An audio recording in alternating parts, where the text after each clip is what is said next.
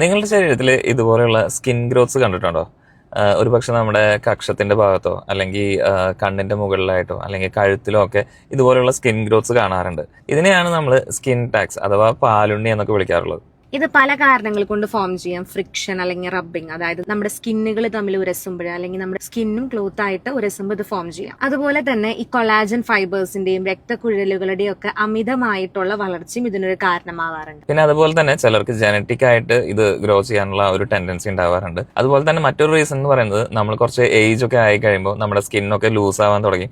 അങ്ങനെ നമ്മൾ നേരത്തെ പറഞ്ഞ അതേ കാരണങ്ങൾ കൊണ്ട് തന്നെ ഈ സ്കിൻസ് ലൂസ് ആയി കഴിയുമ്പോൾ അതിന്റെ തമ്മിലുള്ള ഫ്രിക്ഷൻ കാരണം കൊണ്ട് ഇത് ഫോം ചെയ്യാനുള്ള ഒരു ടെൻഡൻസി ഉണ്ടാവാറുണ്ട്. പിന്നെ ഒരു മെയിൻ റീസൺ എന്ന് പറയുന്നത് ഇൻസുലിൻ റെസിസ്റ്റൻസ് ആണ്. അതായത് അമിതമായിട്ടുള്ള ഷുഗർ കൺസപ്ഷൻ, അതുപോലെ തന്നെ പ്രോസസ്ഡ് ഫുഡിന്റെ ഒക്കെ കൺസപ്ഷൻ കാരണം നമുക്ക് ഇൻസുലിൻ റെസിസ്റ്റൻസ് ഉണ്ടാകും. ഇതിന്റെ ഭാഗമായിട്ട് സ്കിൻ ടാക്സ് അല്ലെങ്കിൽ കഴുത്തിന് ചുറ്റും കറുത്ത പാച്ചസ് ഒക്കെ ഫോം ചെയ്യും. ഇങ്ങനെയുള്ള സൈൻസ് കാണുമ്പോൾ അത് ഇൻസുലിൻ റെസിസ്റ്റൻസ് കൊണ്ടാകാനുള്ള ചാൻസസ് ഉണ്ട്. ഇത് ചിലപ്പോൾ ടൈപ്പ് 2 ഡയബറ്റീസിലേക്ക് നയിക്കും. സോ ഇങ്ങനെയുള്ള കാര്യങ്ങൾ കാണുമ്പോൾ നിങ്ങളുടെ ഷുഗർ കൺസംഷനും അതുപോലെ തന്നെ പ്രോസസ് ഫുഡിന്റെ കൺസംഷനും ഒക്കെ ഒന്ന് കുറയ്ക്കുക. അതുപോലെ തന്നെ പ്രോപ്പർ ആയിട്ടുള്ള ഒരു ഡയറ്റ് പ്ലാൻ ഫോളോ ചെയ്യുക. എക്സസൈസസ് മസ്റ്റ് ആയിട്ട് ചെയ്യുക. അപ്പം ഇങ്ങനെയുള്ള കാര്യങ്ങൾ ചെയ്ത് കഴിയുമ്പോൾ നമുക്ക് ഈ ഒരു സിറ്റുവേഷനെ നമുക്ക് ചിലപ്പോൾ റിവേഴ്സ് ചെയ്യാനായിട്ട് സാധിക്കും. For more health informations like this, follow.